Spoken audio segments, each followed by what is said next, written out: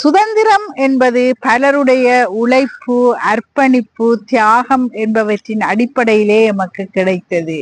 சுதந்திரம் என்பது நாம் விரும்பியவற்றை செய்வது மாத்திரமல்ல, விரும்பாதவற்றை செய்யாமல் விடுவதும் சுதந்திரம் தான். இன்றைய காலத்திலே நாங்கள் வரலாறுகளை கற்றுக்கொண்டிருக்கிறோம், வரலாறுகளை பார்த்து கொண்டிருக்கிறோம். ஒரு கொடி இறங்கியது, ஒரு கொடி ஏறியது. எதிர்காலத்தை நாங்கள் திட்டமிட வேண்டியவர்களாக இருக்கிறோம். இந்த செய்தி இளைஞர்களுக்கு ஆனது.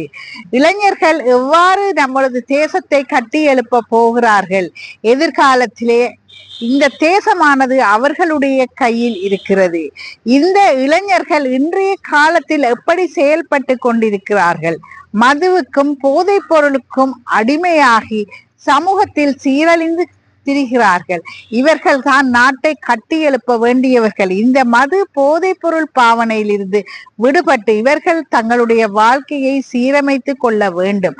இதற்காக விமோசனா இல்லம் தங்களுடைய சேவையை திறம்பட செய்து கொண்டிருக்கிறது. நீங்கள் அங்கே வந்தால் உங்களுடைய வாழ்க்கையை திரும்பி பெற்று கொள்ளலாம். மது போதைப் பொருளிலிருந்து முற்றாக விடுபடக்கூடிய ஒரே இடம் விமோசனா இல்லம். கீழே காணப்பட்ட தொலைபேசி இலக்கத்துடன் தொடர்பு கொண்டு உங்களுடைய சேவைகளை பெற்றுக்கொள்ளலாம். நன்றி, வணக்கம்.